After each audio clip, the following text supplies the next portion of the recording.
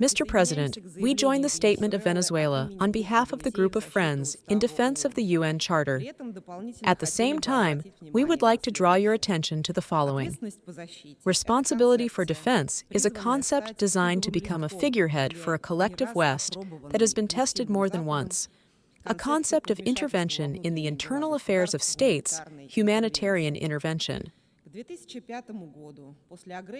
By 2005, after the aggression against Yugoslavia, the reference to humanitarian intervention in the implementation of illegal military actions ceased to work. The majority of the international community made it clear that humanitarian intervention cannot serve as a basis for intervention in the internal affairs. In this situation, Western countries decided to update the outdated tool.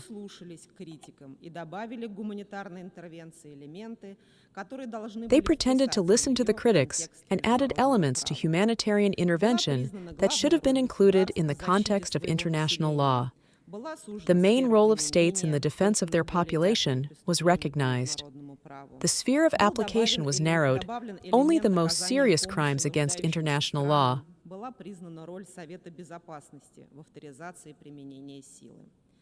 An element of providing assistance to countries in need was added.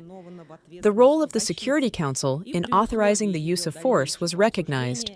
With this new framework, humanitarian intervention was renamed to responsibility for defense. Under the conditions of its further discussion, this concept was included in the final document of the 2005 summit. However, it soon became clear that Western countries were not going to discuss or seek consensus with anyone. They were not going to take seriously the addition to the concept of the terms of its implementation. What they really needed was a simple humanitarian intervention under a new name. It is true that it was possible to doubt the use of responsibility for defense in Libya in 2011. So, Western countries, having omitted all elements of assistance and support for the state of Libya, pushed through the 1973 resolution, which, however, did not include a mandate to use force. You will not find any permission in this document to bomb Libya in the Stone Age. However, NATO countries gave their own perverted interpretation of its position in order to cover up the usual act of aggression against a sovereign state conducting independent foreign policy. Try to find the differences from humanitarian intervention. There are none. Another tool of the collective West, the so-called International Criminal Court, was used in this operation. It was the one who wrote the baseless accusations based on the order to arrest Gaddafi. In fact, this pseudo-court was a participant in the destruction of the once prosperous Arab country. Thus, humanitarian intervention, responsibility for defense, and the Mossad is a neo-colonial arsenal used by the West to interfere in internal affairs and ensure their own domination without looking at international law, including the UN Charter.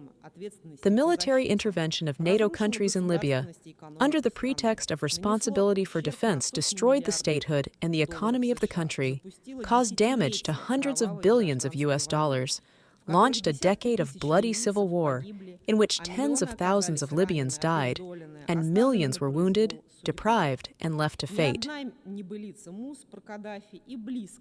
Not a single Mossad official about Gaddafi is close to being compared to the consequences of the use of responsibility for defense for ordinary Libyans.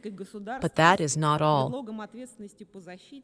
The destruction of the Libyan statehood under the pretext of responsibility for defense led to the spread of weapons, terrorist threats, chaos, and sporadic conflicts throughout the African region. The so-called NATO defenders are directly to blame for all this. Many Libyan residents went to Europe in search of a better life. How did the countries that were allegedly concerned about their defense meet them? Today, we know that thousands of Libyans died at sea, on shipwrecks, while the Coast Guard services of the Western states, at best, ignored them, and at worst, did everything to prevent the migrants from landing on the coast. Thus, after the attack on Libya, the responsibility for defense, as a concept, turned out to be dead. It became clear to everyone that it was no different from a humanitarian intervention and was a weapon in NATO's arsenal. Mr. President, based on this, we do not see any added value in holding annual debates of the General Assembly on the subject of responsibility for defense. It is obvious that the states are no longer looking at the issue from a diametrically opposite perspective. There is no consensus on this issue. The presence of a special advisor to the Secretary General on responsibility for defense, who functions without an agreement in the intergovernmental mandate format, only aggravates the situation. It is well known to everyone that this position is imposed on the organization by the Western countries, and they are the ones who finance it. In such conditions, one does not have to count on the semblance of an objective approach. After all, it is well known that whoever pays is the one who orders the music.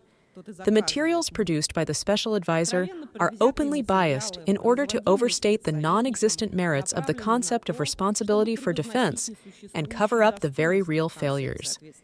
In today's report, half of the volume is a historical retrospective. That is, a return to 20 years ago when certain expectations were laid down for responsibility for defense. The other half is an assessment judgment that has not been reinforced in any way in relation to its alleged potential usefulness. We do not consider it reasonable to comment in detail on the so-called recommendations and conclusions of the special advisor due to the lack of a mandate.